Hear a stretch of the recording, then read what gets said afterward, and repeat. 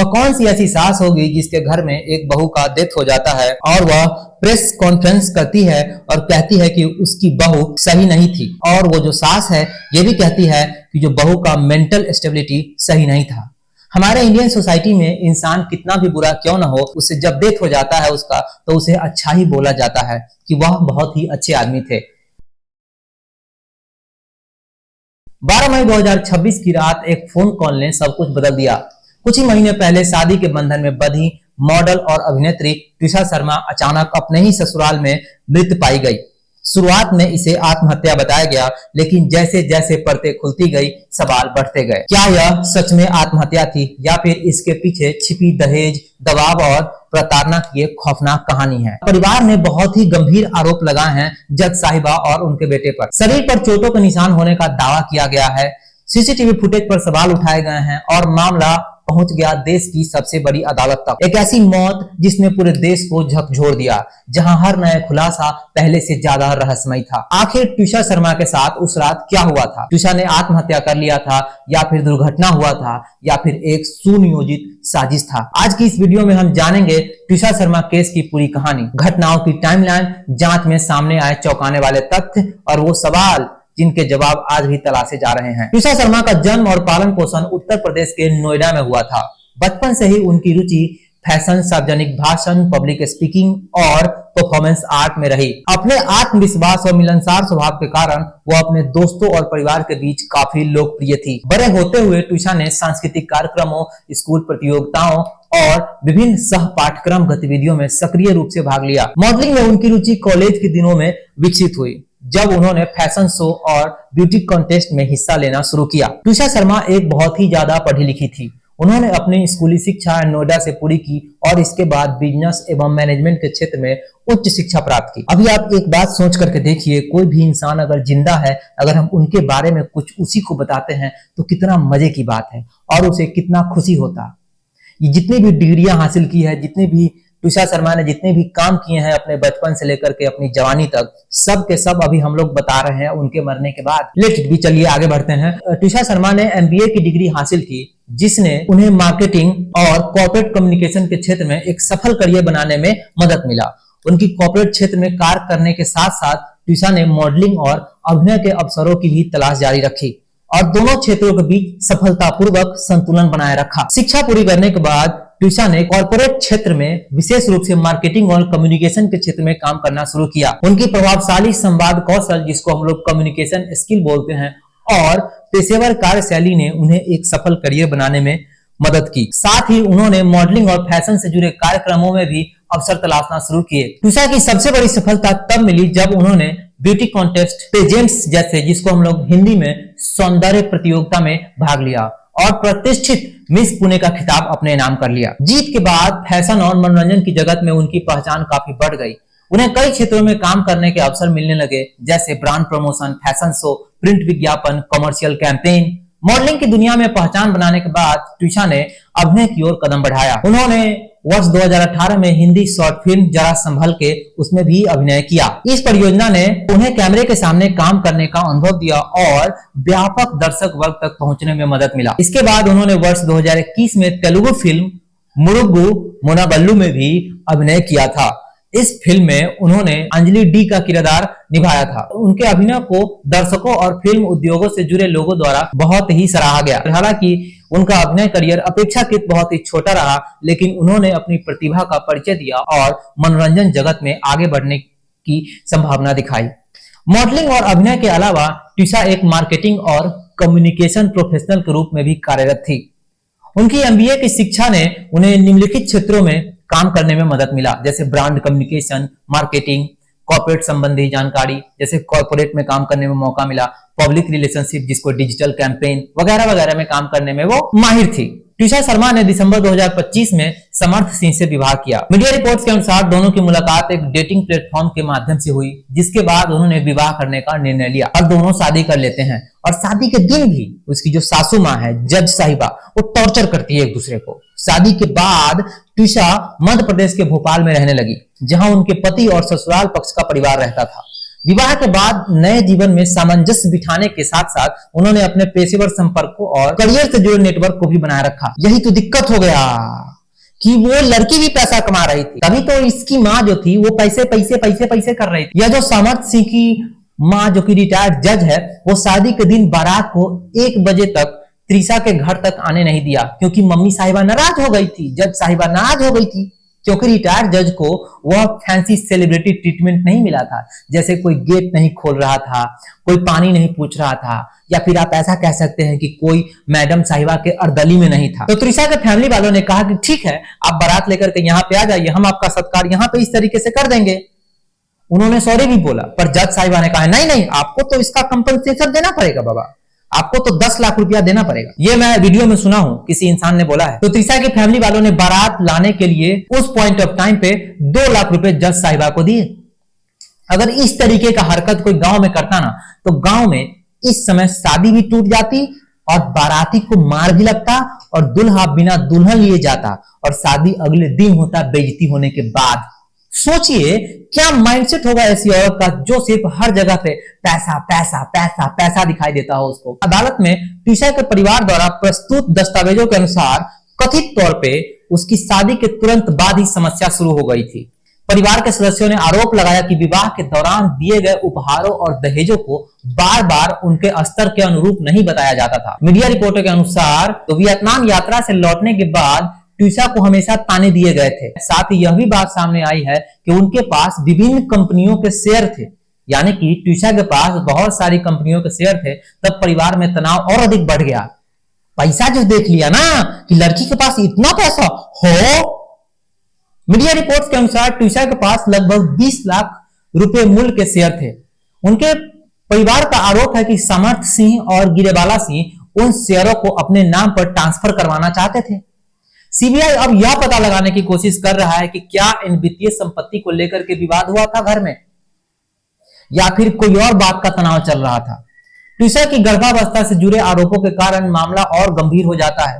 उनके परिवार द्वारा प्रस्तुत जानकारी के अनुसार कथित तौर पर बच्चे के पितृत्व यानी कि पिता कौन है उसको लेकर के सवाल उठाया गया और इसके बाद उन पर गर्भपात कराने का दबाव डाला गया। परिवार के सदस्यों का दावा है कि त्रिशा से कहा गया कि उन्हें तभी परिवार में स्वीकार किया जाएगा जब वे अपनी गर्भावस्था समाप्त कर दे। सीबीआई अब यह जांच कर रही है कि क्या इन आरोपों की पुष्टि मेडिकल रिकॉर्ड, संदेशों और गवाहों के बयानों के माध्यम से की जा सकती है। सीबीआई त्रिशा और उनके माता पिता के बीच कई महीनों से हुई बातचीत और संचार की भी समीक्षा कर रही है। उनके परिवार के अनुसार त्रिशा ने उन्हें बार बार अपने ससुराल में होने वाले उत्पीड़क, शारीरिक झगड़ों और दहेज से जुड़े दबावों के बारे में बताया था। परिवार का यह दावा है कि 19 अप्रैल को राजस्थान यात्रा के दौरान त्रिशा ने उन्हें यह बताया था कि सामर्थ सिंह और गिरेबाला सिंह लगातार उनके चरित्र पर सवाल उठाते थे और उन्हें अपमानित करते थे। अब सीबीआई यह पता लगाने का प्रयास कर रही है कि क्या यह आरोप 12 मई की हुई घटना से मिलता जुलता है या नहीं मिलता जुलता है। जहां पर त्रिशा लटकी हुई मिली थी वो जगह जो घर है उस घर के छत पर एक ओपन जिम बना हुआ है। तो जब कथित तौर पे त्रिशा छत पर ओपन जिम में गई थी और उसके बाद उन्हें अस्पताल ले जाया गया, मतलब जिम में गई और अस्पताल चली गई, बीच का फुटेज ही नहीं मिल रहा कि कहां है। तो वहां का सीसीटीवी फुटेज ही नहीं मिल रहा है। जाते दिखाई दे रही है और वहां का आते हुए भी दिखाई दे रही है, लेकिन वहां पे क्या हुआ कैसे हुआ उस बीच का फुटेज नहीं मिल रहा है। सार्वजनिक रूप से केवल कुछ चुनिंदा सीसीटीवी फुटेज ही क्यों सामने आए हैं। जिम क्षेत्र में प्रवेश करते हुए त्रिशा का वीडियो और उनके नीचे लाए जाने का फुटेज तो प्रसारित की गई है, लेकिन अनसंभावित रूप से महत्वपूर्ण हिस्सा क्यों गायब है। क्या सबूतों को चुनिंदा रूप से सुरक्षित रखा गया था या फिर महत्वपूर्ण रिकॉर्ड के साथ किसी प्रकार की छेड़छाड़ की गई है, यह भी एक सवाल है। रिटायर्ड जज जो कि मां है और उनके बेटे का कहना है कि त्रिशा छत पर फांसी के फंदे से लटकी हुई मिली थी। तो उनके शव को नीचे लाने का निर्णय किसने किया। अगर कोई इंसान खुदकुशी करके लटक गया तो उसे वहीं पे छोड़ देना चाहिए जब तक पुलिस ना आ जाए। हाँ, ये बात सही है कि अगर तुम्हारे सामने में कोई इंसान अगर रस्सी लेके पंखा से लटकने या जीने से या बिलैया से लटकने जा रहा है तो उस समय पे तुम उसको रोक सकते हो, बट तुम घर पे नहीं हो और वो अकेला रूम पे है और वो फांसी लगा लिया और तुम आए तो वो लटका हुआ है और पैर हाथ कुछ नहीं हिला रहा है, एकदम नॉर्मल आसानी प्यार से लटका हुआ है, इसका मतलब वो मर चुका है। तुम उसे छोड़ दो जब तक पुलिस ना आ जाए, पुलिस ही उतारेगी। तो फिर इस पॉइंट ऑफ टाइम पे जब त्रिशा लटकी हुई थी तो क्यों उतारे, पुलिस को क्यों नहीं बुलाया? जब तुम गेट खोले और वह लड़का था तो 100% चांस है कि वो मर चुकी है, इसीलिए पुलिस के आने तक उसे वैसे ही छोड़ देना चाहिए। अधिकारियों को सूचना देने से पहले सीपीआर क्यों दिया गया? क्या 100 को स्थानांतरित करना केवल आपातकालीन सहायता प्रदान करने की प्रयास था, या इससे संभावित क्राइम सीन बहुत ही ज्यादा प्रभावित हुआ? सीबीआई यह निर्धारित करने का प्रयास कर रहे हैं यह केवल एक क्लेरिकल एरर है या जांच में लापरवाही थी, या फिर उनकी मृत्यु से जुड़ी कहानी को प्रभावित करने के लिए इस तरीके का विडंबना रचा गया था। कॉल रिकॉर्डिंग, जिसको सीडीआर बोलते हैं, मोबाइल टावर लोकेशन और डिजिटल गतिविधियों के रिकॉर्ड अब जांच का महत्वपूर्ण हिस्सा बन चुका है। एजेंसी घटना से पहले और बाद में हुई महत्वपूर्ण बातचीत और संपर्क का विश्लेषण कर रही है।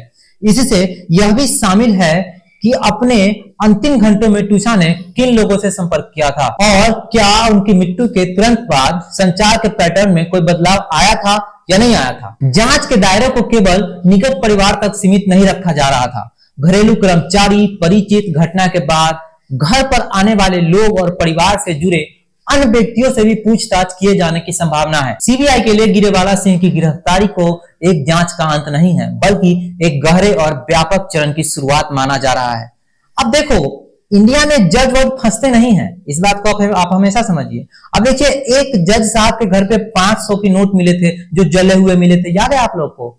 तो उस जज साहब का ट्रांसफर कर दिया गया था, नौकरी से नहीं निकाला गया था, ट्रांसफर कर दिया गया था। वैसे ये भी जज है, देखते हैं इस केस में क्या होता है। सीबीआई अब केवल यह जानने की कोशिश नहीं कर रहे हैं कि ट्यूशा की मृत्यु कैसे हुई, बल्कि यह भी पता लगाने का प्रयास कर रही है कि क्या उनकी मृत्यु के बारे में सच्चाई को बाद में बदला गया या छिपाया गया या किसी तरह प्रभावित किया गया था। चलिए अब आपको मैं एक छोटी सी स्टोरी से समझाता हूं कि कैसे लड़कियों को तलाक के लिए घर में परेशान किया जाता है। ट्यूशा शर्मा की मौत और उसके बाद उनकी सास द्वारा उनके मानसिक स्वास्थ्य को लेकर किए गए दावों ने इस बात पर प्रकाश डाला है कि मानसिक बीमारी से जुड़ा सामाजिक कलंक, जिसको स्टिग्मा बोलते हैं, किस प्रकार लोगों के खिलाफ हथियार के रूप में इस्तेमाल किया जाता है और लड़कियां घर छोड़ देती है या फिर सुसाइड कर लेती है जो मानसिक स्वास्थ्य संबंधी सहायता लेने की कोशिश करते हैं। कभी भी आप किसी के भी यहां जाकर के ये मत कहना कि हमारा दिमाग सही से काम नहीं कर रहा है। तुम्हारा दिमाग और सही से काम नहीं कर रहा है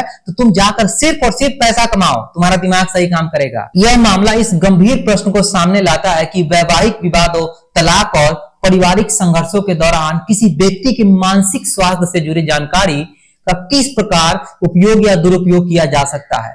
यदि कोई व्यक्ति तनाव, चिंता, अवसाद या अन्य मानसिक स्वास्थ्य समस्याओं के लिए मदद लेता है, बाद में उसी तथ्य को उसके चरित्र, उसके विश्वसनीयता या व्यवहार पर सवाल उठाने के लिए इस्तेमाल किया जा सकता है। ट्यूशा शर्मा मामले में उनकी मृत्यु के बाद उनके मानसिक स्वास्थ्य को लेकर के किए गए दावों ने इस व्यापक समाज समस्या पर ध्यान आकर्षित किया है कि मानसिक स्वास्थ्य से जुड़ी परिस्थितियों को अगर गलत तरीके से प्रस्तुत किया जाता है, जिससे सहायता लेने वाले लोगों के प्रति नकारात्मक धारणाएं बन सकती है। दो एग्जांपल लेते हैं और किसी भी रैंडम एक लड़की और एक लड़का का नाम लेते हैं। मान लेते हैं कि हमने रीमा नाम लिया, तो हम बात करते हैं कि 25 वर्षीय रीमा एक वैवाहिक परामर्श, जिसको मैरिज काउंसलिंग बोलते हैं, उस सत्र में पहुंचती हैं, जिससे वह एक सामान्य बैठक मान रही थी। उन्हें उम्मीद थी कि बढ़ते वैवाहिक विवाद के बीच उन्हें मध्यस्थता, समाधान या स्थिति को समझने में कुछ मदद मिलेगी, इसलिए वो औरत वहां पे जाती है। लेकिन उनके अनुसार यह सत्र जल्द ही एक बेहद असहज अनुभव में बदल गया। रीमा का यह कहना है कि उनके अलग रह रहे पति, रीमा की जो पति है जो अलग रह रहे हैं, बार बार काउंसलर पर यह दबाव डाल रहे थे कि उन्हें एडीएचडी और बाइपोलर डिसऑर्डर से पीड़ित घोषित किया जाए। उस औरत को उनका पति लगातार यह दावा कर रहा है कि रीमा की कथित मानसिक स्वास्थ्य समस्याएं शादी से पहले से ही मौजूद थी।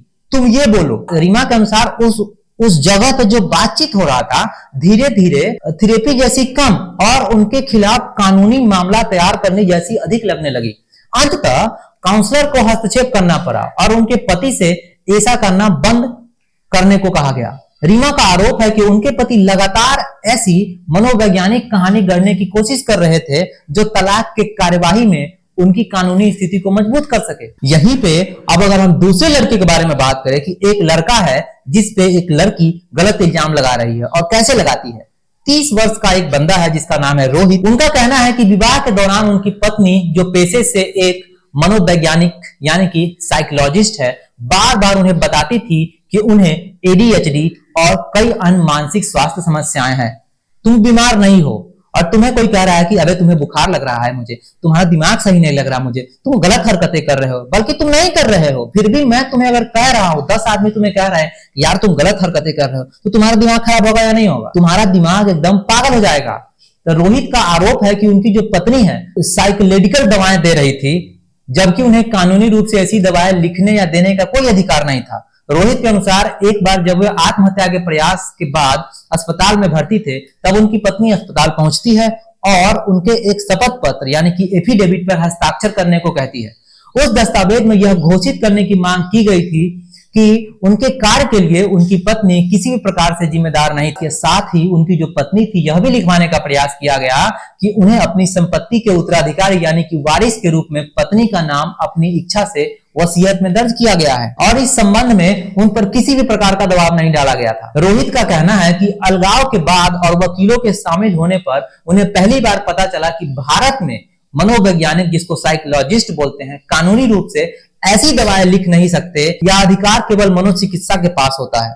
हालांकि तब तक उनकी पत्नी कथित रूप से ऐसी वीडियो रिकॉर्ड और दस्तावेज एकत्र कर चुकी थी जिनसे यह दिखाया जा सकता कि रोहित गंभीर रूप से मानसिक बीमारी से पीड़ित है। अगर तुम किसी को तलाक नहीं दे रहे हो, अगर वो तलाक चाहती है, अगर तुम नहीं दे रहे हो, या तो हो सके तुम्हें वो ड्रम में बंद कर देगी, और अगर नहीं तो तुम्हें मानसिक पैदल बता देगी कि साला तुम पागल हो। यह केवल वैवाहिक संबंध के टूटने की अलग अलग घटनाएं नहीं है, बल्कि ये आधुनिक तलाक संबंधी विवादों की एक अधिक जटिल और चिंताजनक वास्तविकता को उजागर करती है, जहां किसी व्यक्ति के मानसिक स्वास्थ्य का इतिहास कभी कभी वकीलों के लिए सबसे प्रभावशाली कानूनी हथियार और डॉक्टरों के लिए सबसे गोपनीय चिकित्सकीय जानकारी बन जाता है। ट्विशा शर्मा की मृत्यु और उसके बाद उनकी जो सासू मां है, उनके द्वारा ट्विशा के मानसिक स्वास्थ्य को लेकर के किए गए दावों ने इस बात पर प्रकाश डाला है कि मानसिक बीमारी से जुड़ा सामाजिक कलंक, जिसको स्टिग्मा बोलते हैं, किस प्रकार उन लोगों के खिलाफ हथियार के रूप में इस्तेमाल किया जा सकता है जो मानसिक स्वास्थ्य संबंधी सहायता लेने का साहस करते हैं।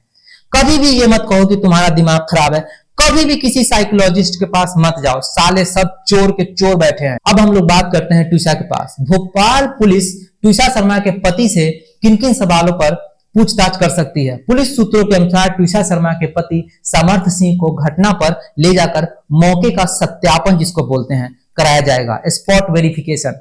जांच एजेंसी कथित तौर पर गर्भावस्था से जुड़े विवाद, पारिवारिक तनाव, दहेज उत्पीड़न के आरोप और घटना वाले दिन की परिस्थितियों को लेकर के समर्थ सिंह से विस्तृत पूछताछ कर सकती है। ये मैं आप लोगों को इसलिए बता रहा हूं कि अगर आप लोग इस तरीके का हरकत करते हैं जीवन में, मैं तो नहीं करने वाला हूं, अगर आप लोग करते हैं तो इन सब बातों का ख्याल करके कीजिएगा। तुम कहां बच जाओगे, कितना सबूत छुपा लोगे बे, फिर भी नहीं बच सकते। पुलिस के हाथ लंबे नहीं होते, पुलिस के हाथ बहुत लंबे होते हैं, इतने लंबे होते हैं कि गर्दन तक फंस जाएगा, तुम आवाज भी नहीं निकाल सकते। पूछताछ की शुरुआती 2 घंटे के दौरान बताया जाता है कि समर्थ सिंह ने पुलिस को बताया कि शादी के बाद उनका और ट्विशा का संबंध काफी सामान्य था। उन्होंने दावा किया कि 17 अप्रैल को ट्विशा की गर्भावस्था की पुष्टि हुई थी और उसके बाद उनके व्यवहार में बदलाव आने लगा। समर्थ के अनुसार अस्पताल से लौटने के बाद ट्विशा ने कहा कि वह दिल्ली स्थित अपने घर वापस जाना चाहती है और घरेलू जीवन नहीं जी सकती। समर्थ ने पुलिस को बताया कि उसी शाम ट्विशा हवाई जहाज दिल्ली चली गई और अपने नोएडा स्थित घर पे पहुंच गई।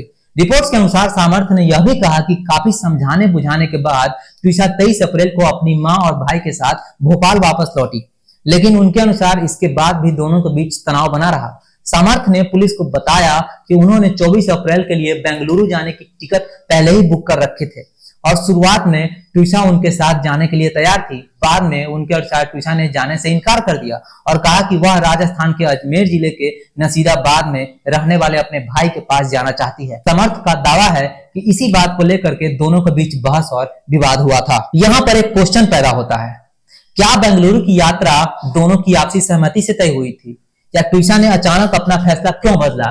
क्या उन पर यात्रा के लिए किसी प्रकार का दबाव था और उन्होंने अपने भाई के पास जाने का निर्णय क्यों किया? जैसा समर्थ ने दावा किया है, इस क्या इस विवाद की जानकारी दोनों परिवारों को दी गई थी या नहीं दी गई थी? रिपोर्ट्स के अनुसार समर्थ ने पुलिस को बताया कि 24 अप्रैल को ट्विशा अपने भाई के पास रहने के लिए ट्रेन से अजमेर चली गई थी। हालांकि बाद में उन्हें पता चला कि ट्विशा वहां केवल एक दिन रुकी और उसके बाद वो दिल्ली चली गई। समर्थ के अनुसार जब वो बेंगलुरु से वापस लौटे तो 30 अप्रैल को ट्विशा फिर से भोपाल आ गई। जब पुलिस इन सभी गतिविधियों और यात्राओं की पुष्टि रेलवे रिकॉर्ड्स, फ्लाइट संबंधी जानकारी, मोबाइल फोन की लोकेशन, परिवार के सदस्यों का बयान तथा अन्य डिजिटल डिटेल को पता लगाना बहुत जरूरी है। यह सुनिश्चित किया जा सके कि घटनाक्रम वास्तव में सामर्थ के बताए गए अनुसार ही हुआ था या नहीं हुआ था। रिपोर्ट्स के अनुसार सामर्थ ने पुलिस को बताया कि गर्भावस्था के दौरान ट्विशा के व्यवहार में अचानक बदलाव आने लगे थे और ट्विशा अक्सर कहती थी कि उनका संबंध ग्लैमर की दुनिया से है तथा घरेलू जीवन उनके लिए नहीं बना है। हालांकि जांचकर्ता इस दावे की गहन जांच कर सकते हैं। पुलिस सूत्रों के अनुसार यह परखा जाएगा कि क्या यह वास्तव में मामले की पृष्ठभूमि से जुड़ा तथ्य है या फिर आरोपी द्वारा जांच का ध्यान ट्विशा की मानसिक स्थिति की ओर मोड़ने का प्रयास किया जा सकता है। फिर भी जांच का सबसे महत्वपूर्ण हिस्सा 12 मई की शाम की घटनाएं बनी हुई है। समर्थ ने कथित तौर पर पुलिस को बताया है कि उस दिन ट्विशा शर्मा लगभग 6 बजे पार्लर से घर लौटी थी।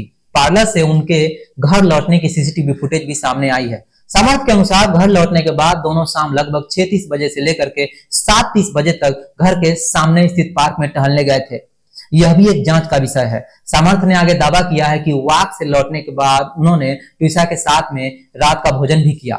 उसके बाद दोनों कुछ समय तक घर के बाहर बैठे रहे और फिर लगभग रात के 8:30 पे अपने कमरे में जाकर टेलीविजन देखने लगे। उनके बयान के अनुसार करीब आधे घंटे बाद ट्विशा नीचे चली गई जहां अपने माता पिता से फोन पर बात कर रही थी। वहीं समर्थ का कहना है थकान के कारण उन्हें गहरी नींद आ गई थी। अब यहाँ पे जानने वाली बात यह है कि यदि दोनों साथ में टहलने आए, साथ में भोजन किए और साथ बैठकर टीवी भी देखा, इसके बाद इतने समय में ऐसा क्या हुआ जिससे ट्विशा की मृत्यु हो गई? यहाँ पे बहुत सारे सवाल जनरेट होते हैं। क्या रात में भोजन के बाद दोनों के बीच कोई विवाद हुआ था या ट्विशा ने अपने माता पिता से किसी तनाव या परेशानी की स्थिति में बात की थी? घटना के समय समर्थ वास्तव में सो रहे थे या जाग रहे थे? ट्विशा को आखिरी बार जीवित किसने देखा था? और यदि ट्विशा छत की ओर गई थी तो घर में मौजूद किसी व्यक्ति ने उनकी गतिविधि पर ध्यान क्यों नहीं दिया? समर्थ सिंह ने पुलिस को कथित रूप से बताया है कि बाद में उनकी मां सेवानिवृत्त न्यायाधीश गिरेवाला सिंह उन्होंने फोन कर कहा कि ट्विशा कहीं दिखाई नहीं दे रही है और उनका फोन भी नहीं लग रहा है। लगभग उसी समय समर्थ के अनुसार ट्विशा की मां का फोन आया। उन्होंने बताया कि ट्विशा परेशान लग रही थी, रो रही थी और उसने कहा कि जाकर उनकी जांच करे, मतलब देख रेख करे कि वो गई कहां है। समर्थ का दावा है कि उन्होंने अपनी मां से कहा कि संभवतः ट्विशा बात करने के लिए छत पर गई होगी, इसीलिए वहां जाकर देखे। समर्थ के बयान के अनुसार गिरेवाला सिंह छत पर पहुंचती है और उन्होंने देखा ट्विशा को एक इलास्टिक एक्सरसाइज बेल्ट से लटका हुआ पाया। समर्थ का कहना है शोर सुनकर समर्थ भी वहां पहुंचे। उन्होंने ट्विशा के शरीर को नीचे से सहारा दिया और ऊपर उठाया, जबकि उसकी मां पास रखे एक बिस्तर पर चढ़कर फंदा ढीला करने की कोशिश कर रही थी। काफी प्रयास के बाद बेल्ट हटाई गई और ट्विशा को बिस्तर पर लिटाया गया। अब पुलिस और फॉरेंसिक टीम इस पूरे घटनाक्रम को भौतिक जांच कर रही है। तो सीबीआई दोनों को लेकर के गई थी फिर से सीन रिक्रिएट करने। बचवा ना ही जज साहिबा, अब सीन रिक्रिएट हुई। 80 केजी वजन है उस लड़की का, एक बूढ़ी मां कैसे उतारेगी? अब यहाँ पे क्वेश्चन ये उठता है कि ट्विशा किस स्थिति में मिली थी, उन्हें कैसे नीचे उतारा गया, गिरेवाला सिंह कहां खड़ी थी, बिस्तर कहां रखा था, बेल्ट कैसे बंधी थी और क्या यह पूरा घटनाक्रम घटनास्थल की वास्तविक परिस्थिति, ऊंचाई, वजन और उपलब्ध साक्ष्यों से मेल खाता है? समर्थ के अनुसार ट्विशा के नीचे उतारने के बाद उन्होंने अपनी मौसी के बेटे को बुलाया। ट्विशा को सीपीआर देने का प्रयास किया गया और फिर 3 अन्य लोगों की मदद से उन्हें नीचे लाकर कार से एम्स भोपाल ले गए, जहां डॉक्टरों ने उन्हें मृत घोषित कर दिया। पुलिस अब यह सत्यापित कर सकती है कि उससे पहले किसे फोन किया गया था, रिश्तेदार या पड़ोसी कब पहुंचे, वास्तव में सीपीआर दिया गया था या नहीं दिया गया था, ट्विशा अस्पताल किस समय पहुंची और क्या अस्पताल का रिकॉर्ड परिवार के बताए गए घटनाक्रम से मेल खाता है या नहीं खाता है। ट्विशा शर्मा के परिवार ने हत्या का आरोप लगाया और पति तथा ससुराल पक्ष पर भी गंभीर आरोप लगाए हैं। वही ससुराल पक्ष इस मृत्यु को आत्महत्या बता रहा है। दूसरी ओर पुलिस पोस्टमार्टम रिपोर्ट, फॉरेंसिक जांच, डिजिटल रिकॉर्ड, गवाहों के बयान और घटनाओं के क्रम के आधार पर जांच आगे बढ़ रही है। सूत्रों के अनुसार अब तक उपलब्ध मेडिकल और तकनीकी साक्ष्य के निर्णायक रूप से हत्या की ओर संकेत नहीं करते हैं। लेकिन जांच एजेंसी यह भी देख रही है कि क्या उत्पीड़न, घरेलू दबाव या आत्महत्या के लिए उकसाने जैसी परिस्थिति के सबूत सामने आते हैं। पुलिस यह भी विचार कर सकती है कि भविष्य में आत्महत्या के लिए दुष्प्रेरण, जिसको अबेटमेंट ऑफ सुसाइड से संबंधित धाराएं जोड़ी जाए या नहीं जोड़ी जाए। वर्तमान में सामर्थ्य और उसकी मां पर दहेज, मृत्यु और क्रूरता से संबंधित धाराओं के तहत मामला दर्ज है। अंततः जांच के केंद्र में कुछ अहम सवाल बने हुए हैं। पार्लर से लौटने के कुछ घंटे के भीतर ट्यूशा की मृत्यु कैसे हो जाती है? शाम 6 बजे से लेकर के उनके फंदे पर मिलने तक क्या हुआ? क्या उस दौरान कोई विवाद हुआ था? क्या वह वास्तव में रो रही थी जैसे कि उसकी मां ने कथित रूप से बताया? क्या गर्भावस्था के कारण मानसिक तनाव था या केवल बचाव पक्ष की दलील है? क्या दहेज या उत्पीड़न से जुड़े आरोपों में सच्चाई है? सामर्थ कई दिनों तक पुलिस से दूर क्यों रहे? और क्या छत पर हुई घटना को लेकर उनका बयान फॉरेंसिक तथ्यों से मेल खाता है? इन सवालों के जवाब ही इस पूरे मामले की दिशा और आगे की कानूनी कार्रवाई तक तय कर सकते हैं। I hope you like this video. अभी इस केस का पूरा पड़ताल अभी बाकी है। पूरा केस का डिटेल या फिर डॉक्यूमेंट आप कह सकते हैं नहीं बनाया जा सकता, क्योंकि पूरा डिटेल अभी सामने नहीं आया है। अभी वो लोग माँ और बेटा दोनों रिमांड पे ही हैं, सीबीआई के रिमांड पे हैं, पूछताछ किया जा रहा होगा। Thank you very much, do subscribe.